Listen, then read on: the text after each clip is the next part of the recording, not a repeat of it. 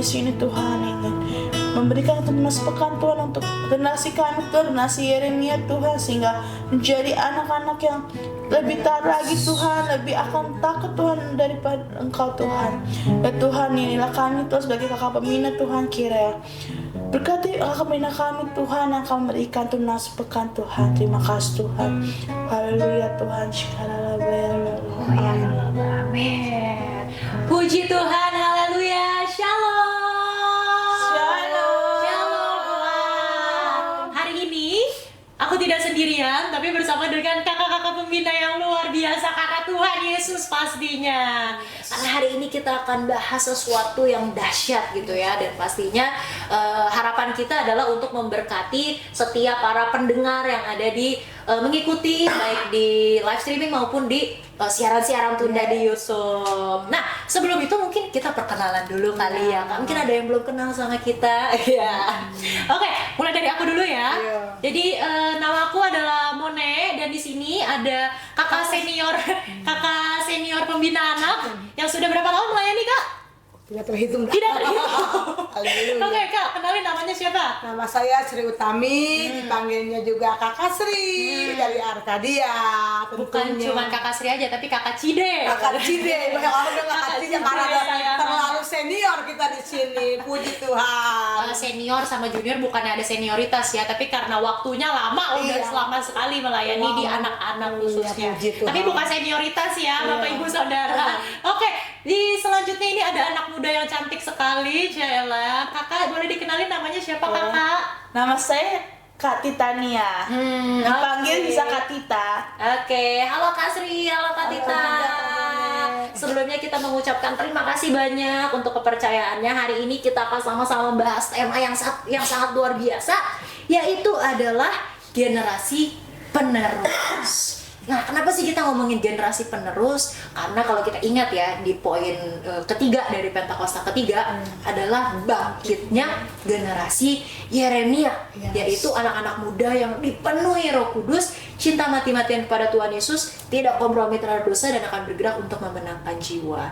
Nah, tapi aku yakin dan percaya harus ada tindakan aktif juga nih dari kita sebagai murid-muridnya Tuhan, untuk kita juga memuridkan generasi Yeremia. Betul ya? Betul ya. Nah, maka dari itu hari ini kita akan sama-sama bahas nih cerita-cerita kita tentang memuridkan generasi Yeremia, khususnya di bidang anak. Nah, kelihatan ya nih dari kakak-kakaknya awet muda karena melayani di bidang anak-anak. Oke, kita pengen denger dulu kali ya cerita suka duka gimana selama ini melayani di bidang anak gitu. Mungkin dari yang paling lama dulu deh melayani di bidang anak. Silakan Kakak Sri, apa sih suka dukanya melayani generasi penerus nih, generasi anak-anak yang nantinya akan menjadi penerus kita melayani Tuhan? Ya, puji Tuhan ya buat kepercayaan saya sampai hari ini sebagai pembina anak, sungguh luar biasa. Kalau ngomong tentang suka dukanya melayani Tuhan tuh memang banyak, tapi menurut saya banyakkan sukanya dibanding dukanya. Karena apa? Waktu kita melihat anak-anak itu bertumbuh, anak yang kita ajar, didik dari awal kita bina sampai kita lihat waktu dia masuk GC Youth, oh luar biasa. Itu kebanggaan seorang pembina anak waktu kita melihat anak-anak kita tuh yang kita didik tuh menjadi orang yang dipakai Tuhan. Nah, itu sukacita selalu. Jadi duka cita yang kita alami dulu tuh hilang, udah terbayar begitu melihat mereka dipakai dengan luar biasa. Kalau menurut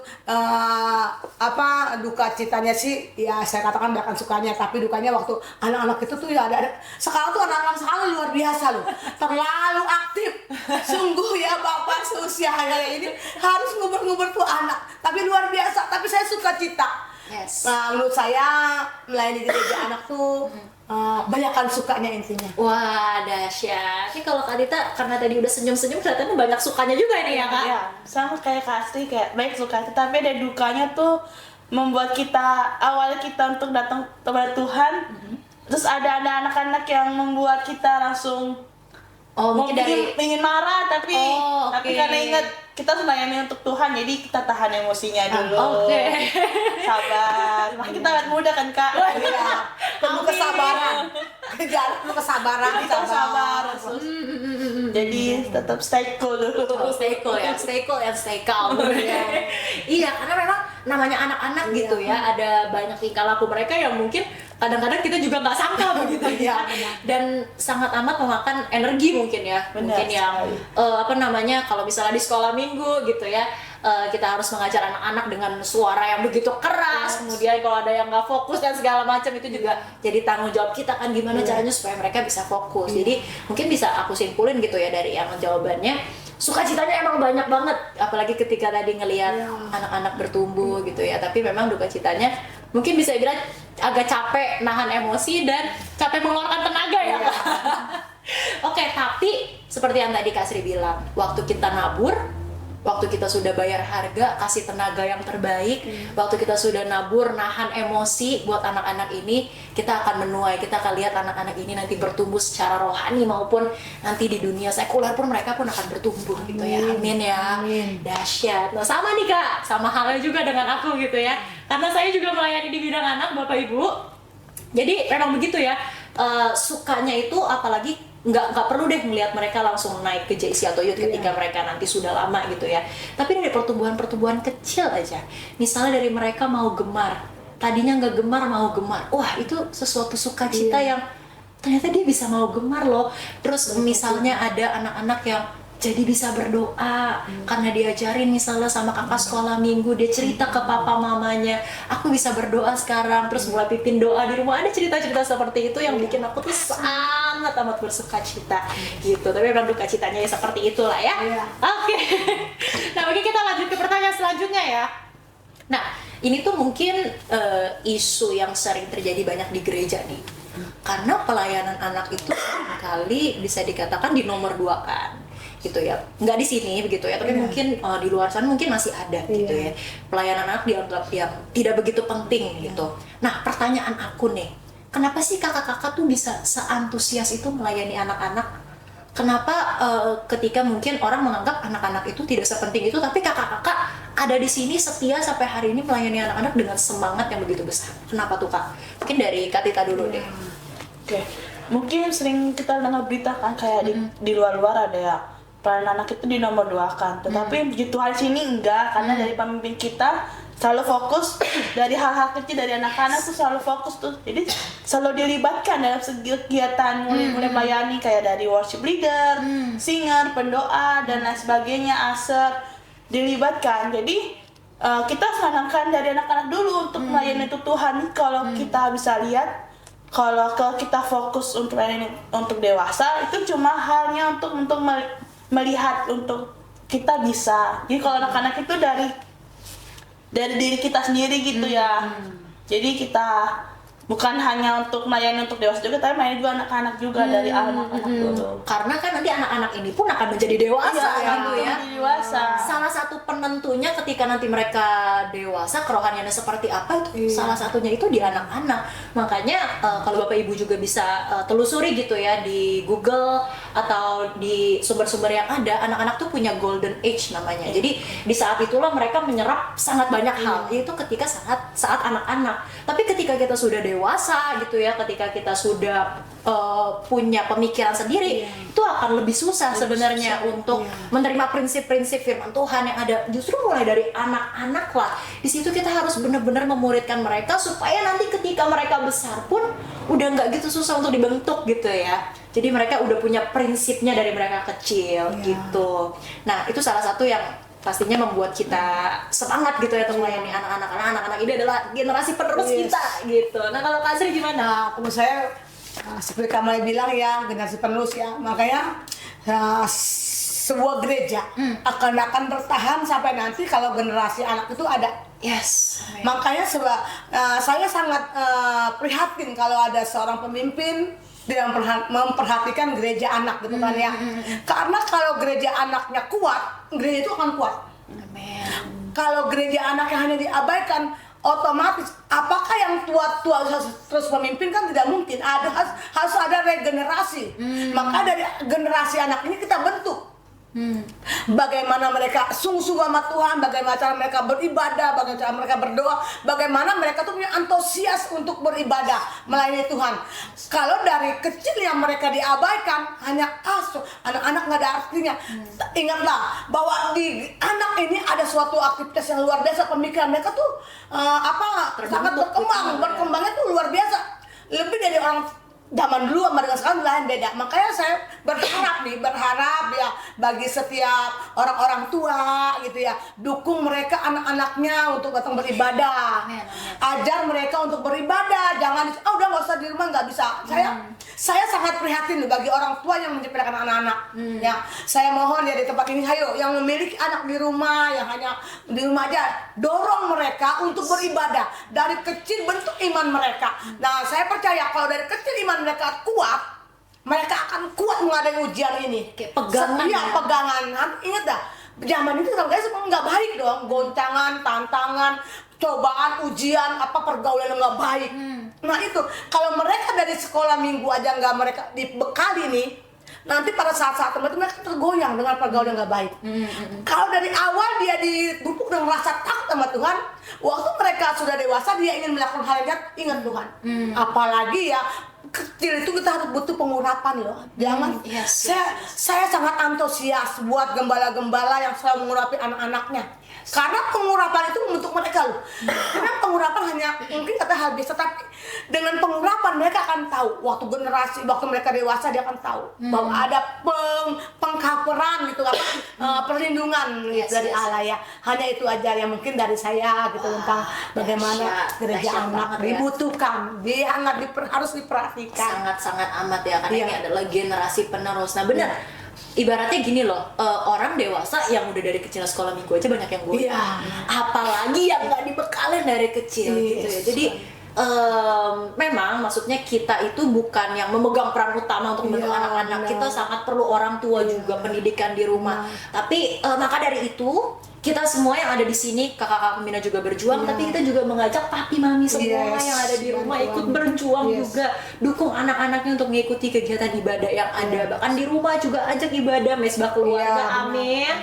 Amin. Nah, selain itu nih ya, kakak-kakak, nih dari aku ya, salah satu yang memotivasi aku untuk tetap antusias gitu ya melayani di gereja anak itu karena satu ayat nih Kak. Aku pengen bacain satu ayat ya. Jadi ayatnya itu ada di Matius 18. Oke, Matius 18. Oh ini satu ayat kuncinya. Ayat kuncinya itu ada satu, tapi aku bacain 5 ayat ya biar tahu secara keseluruhan ya. Oke, Matius 18 ayat 1 sampai 5. Pada waktu itu datanglah murid-murid itu kepada Yesus dan bertanya, "Siapakah yang terbesar dalam kerajaan sorga?" Maka Yesus memanggil seorang anak kecil dan menempatkannya di tengah-tengah mereka. Lalu berkata, "Aku berkata kepadamu," ini Tuhan Yesus yang ngomong, "sesungguhnya jika kamu tidak bertobat dan menjadi seperti anak kecil ini, kamu tidak akan masuk ke dalam kerajaan sorga. Sedangkan barang siapa merendahkan diri dan menjadi seperti anak kecil ini, dialah yang terbesar dalam kerajaan sorga." Nah, ini yang harus digarisbawahi. Dan barang siapa menyambut seorang anak seperti ini dalam namaku, ia menyambut aku. Wow, Luar waktu biasa. kita melayani anak-anak, Tuhan bilang kita seperti sedang menyambut Tuhan sendiri. Jadi begitu berharga di mata Tuhan aja, pelayanan anak itu begitu berharga gitu ya. Jadi bersyukurlah Bapak Ibu yang melayani di bidang anak juga, mungkin yang sudah menjadi orang tua, betapa bersyukurnya kita waktu kita melayani anak-anak kita, itu kita secara tidak langsung begitu ya, Tuhan bilang itu melayani Tuhan sendiri gitu loh. Jadi itu yang membuat aku oh ya, melayani anak-anak ini adalah cara aku untuk menyenangkan hati Tuhan. Yes. Gitu. Amin. Nah, selanjutnya nih ya Kak, aku juga mau tanya nih. Tadi kan udah ngomong gitu ya suka dukanya, terus betapa pentingnya. Tapi ngalamin nggak sih tantangan beratnya, terus melayani, memuridkan generasi penerus ini, ngalamin nggak sih Kak? Ya, ngalamin sih. Menurut saya alamin ya generasi ini gitu. Ya menurut saya nggak segampang. Emang ya baiknya. Kadang-kadang kita ada suatu waktu melayani Tuhan tuh kayaknya anak-anak tuh kan suka ada hal-hal yang membuat kita, aduh jenuh juga gitu ya, capek juga gitu ya.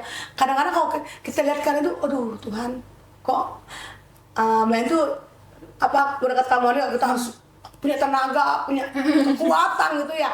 Kadang-kadang kita berpikir kalau bukan karena Tuhan tuh nggak mau udah saya jalan dulu dari gereja anak ya. Oh, tapi saya percaya tantangan itu misalnya nih ya, kalau sekarang sih enak ya, di zaman sekarang ini enak. Kalau zaman dulu itu kita berjuang karena mereka tuh banyak anak-anak tuh kita harus deketin orang tuanya terus, jemput mereka. Kadang-kadang ya ada sesuatu yang membuat kita aduh jenuh ya Kak, gimana ya. Tapi ya puji Tuhan lah, tantangan terbesar tuh kadang-kadang kita juga merasa nggak mampu, tetapi ya Tuhan mampukan. Amin, amin, amin. Iya. Justru dalam kelemahan kita malah kuasa Tuhan yang jadi sempurna kan Kak. Iya. Makanya aku pun begitu gitu ya, ngerasa melayani anak-anak jauh dari sempurna, masih banyak sekali kurangnya. Kemudian kadang-kadang ini juga ya ngerasa udah lewat nih misalnya satu pelayanan anak, kok ngerasa masih kurang ya, sorry ya Tuhan, ampuni. Jadi tantangannya seperti itu gitu ya. Nah, kalau Kak Tita gimana? Mungkin tantangannya kan kita sebagai kakak pembina nih, kita harus memberikan contoh yang baik, karena kita suka kelewat apa sih? Kadang-kadang kelewat gitu kayak sikap kita gitu. Jadi ya kita jangan sampai memberikan contoh yang nggak baik gitu ke anak-anak didik kita gitu kan, di gereja anak kita itu kan. Jadi benar-benar apa yang kita bilangkan kita harus bilangkan dengan baik, dengan benar, jadi jangan teladan. Jadi teladan ya. juga. Setuju banget. Karena emang anak-anak itu itu peniru yang ulung. Melihat Dia itu apa yang dia lihat tuh dia tiru. Bahkan pernah nih ya Kak. Ini contoh kecil aja ya. Contoh kecil banget. Aku kan sering WL ya di gereja anak gitu ya. Terus tangan aku sering kayak gini ya, kasih kode 1, 2 gitu ya. Terus karena mungkin anak-anak ini ngelihat gitu ya kakaknya 1, 2, waktu mereka angkat tangannya begini. Atau mereka angkat tangannya begini. Jadi itu salah satu contoh aja gitu ya. Dari hal sekecil itu aja anak-anak niru apa yang kita buat gitu ya. Itu baru ya seminggu sekali. Apalagi yang setiap hari mungkin dengan papa mama di rumah. Makanya kita juga mengajak papa mama, ayo kita sama-sama berjuang jadi teladan. Karena ini adalah generasi penerus. Karena kita itu mengambil bagian yang penting, perilaku kita itu mengambil bagian yang penting bagaimana masa depan anak-anak kita itu akan menjadi seperti apa sikapnya gitu. Oke. Nah, sekarang tadi kan Kak Sri bilang gitu ya, tantangannya seperti itu. Nah, Kak Sri mengatasinya gimana? Mengatasi tantangan yang saya hadapi itu, saya pertama saya melekat sama Tuhan dulu. Melekat sama Tuhan. Karena sebagai pembina itu kalau kita ada hubungan sama Tuhan tuh bagaimana kita bisa buat anak-anak gitu. Makanya saya sering nih ya, kata kamu nih ya, sering kata melayani itu aduh masih banyak kurang. Saya suka nangis gitu ya, oh Tuhan masih kurang ya Tuhan. Apa kalau ngeliat anak-anak itu sebagai waktu kita mencapai firman Tuhan tuh, saya tuh kadang-kadang saya pikir gini ya, kalau saya menyampaikan firman Tuhan, kalau anak saya 10 orang, minimal 7 orang ngerti. Itu membuat saya ya sedikit agak lega. Tetapi kalau saya menyampaikan firman Tuhan, yang ngerti cuma 3 orang, itu membuat saya nangis. Nah, saya juga berdoa Tuhan bagaimana saya untuk lebih lagi, itu membuat tantangan buat saya. Itu saya mengupdate diri, itu bagaimana caranya. Makanya untuk mengatasi saya minta sama Tuhan. Ingat, melayani Tuhan itu bukan kekuatan loh. Kekuatan juga saya nggak mampu, tetapi saya harus mengatakan Tuhan, tolong berikan kami hikmat, kemampuan, bahkan pewahyuan. Bukan hanya menyampaikan Tuhan, hanya asal menyampaikan enggak, tetapi kita pengen tuh ada keberhasilan, ada suatu nilai yang dia terima. Anak kecil boleh kata kamu meniru apa yang kita lakukan dan mendengar apa yang kita sampaikan. Otak mereka tuh mencernanya masih gampang masak ya, gitu. Kadang-kadang dari perkataan mereka juga kadang, aduh Tuhan, saya belajar banyak. Sampai seusia ini saya sudah belajar banyak buat anak-anak gitu ya. Bagaimana saya diteladan dari perkataan saya gitu kan, dari tingkah laku saya, bagaimana saya menyambut mereka. Saya belajar menyambut mereka sebenarnya menyambut Tuhan gitu kan. Itu kamunya ya. Makanya saya kuat karena Tuhan Yesus. Iya, padahal sebenarnya Kak Sri juga kadang-kadang suka curhat gitu ya. Kak, aku lagi lemah nih gitu. Terus tapi akhirnya kuat lagi karena Tuhan. Nah, kan kita gimana? Tadi kan berjuang jadi teladan. Nah, gimana sih cara Kakak itu bisa mengatasi mungkin ketika Kakak lagi aduh hari ini gagal jadi teladan atau gimana gitu Kak? Kalau saya sebelum melayani anak, saya pagi-pagi tuh datang dulu kepada Tuhan untuk meminta tuntunan kepada Tuhan, sehingga apa yang diberikan Tuhan kita sampaikan kepada anak-anak. Jadi jangan sampai anak-anak itu meniru kita yang nggak baik sebenarnya. Terus jika misalnya tidak sengaja anak-anak meniru tidak baik, kayak kita meminta ampun, langsungnya ampuni yang dari kakak pembina. Jangan sampai mengulang kembali anak-anak tersebut dalam rumahnya dan keluarga sendiri ya. Terus minggu depannya mau berdiri lagi kata Kak Cide. Kak Cide bilang nggak berdiri dan meminta tuntunan. Ya, intinya sih pokoknya harus melekat lah ya berarti sama Tuhan, karena itu sumber tuntunan kita. Karena kalau kita keputus sama Tuhannya, ibarat kayak sponge deh, kayak sponge. Airnya nggak ada nih, nggak diisi. Apa yang mau kita waktu diperes? Anak-anak nggak dapat apa-apa, jadi kita harus dapat airnya dulu dari Tuhan. Makanya waktu kita peres buat anak-anak pun dapat gitu. Jadi emang walaupun banyak tantangannya ya, tapi kita bisa kuat karena kita terus melekat sama Tuhan. Amin. Nah, terakhir nih, menurut kakak-kakak, ini sebenarnya tadi kita udah agak bahas sedikit.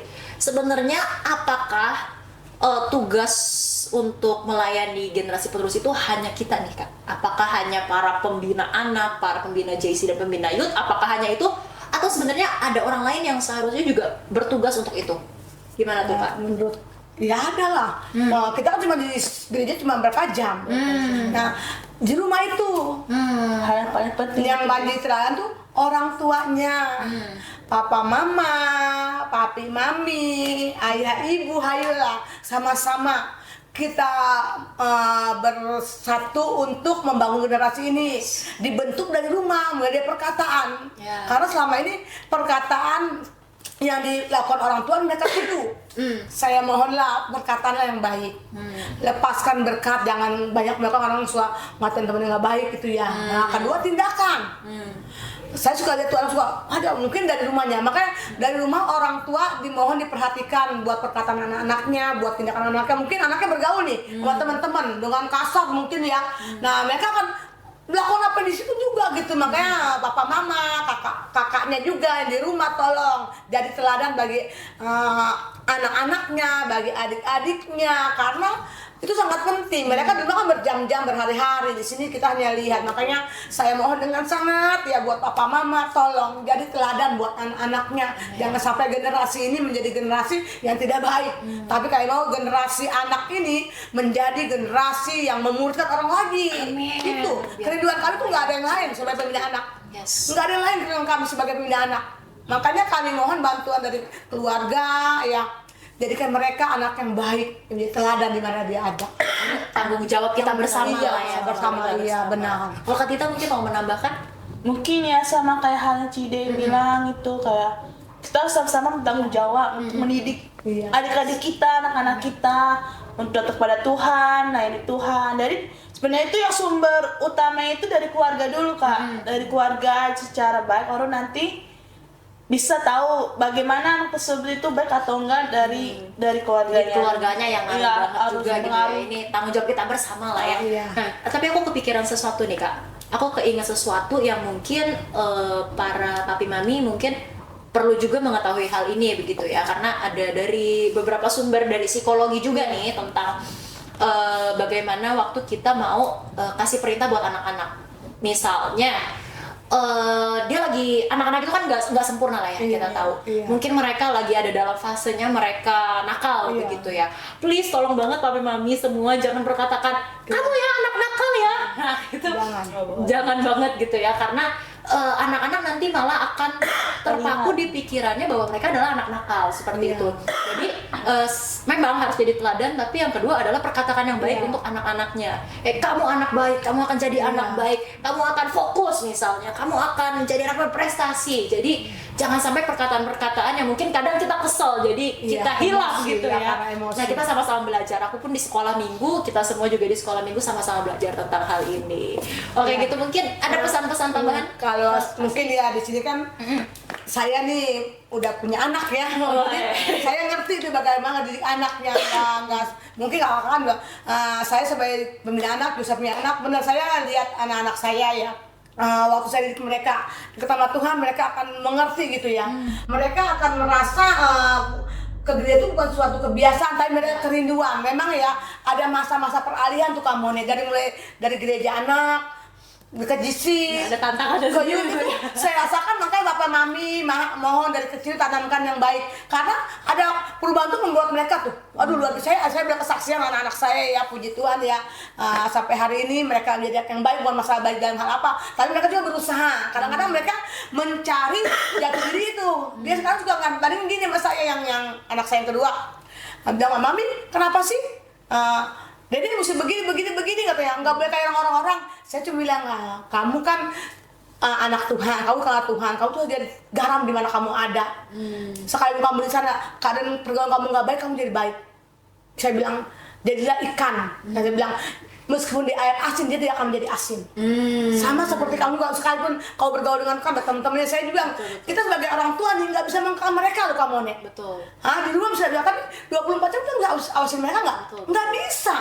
Di sekolah, di kampus, tempat kerjaan kita nggak usah awasin mereka, tapi kita tanamkan tuh bagaimana dia harus hidup, harus bergaul. Karena kita tahu, kita katakan kamu tuh anak Tuhan, anak tebusan Tuhan, kamu harus menjadi minimal kamu untuk menjaga diri kamu untuk tidak berbuat yang nggak baik. Tapi ya secara luas, mari berharap kamu tuh jadi saksi di mana kamu ada. Saya bilang gitu ya.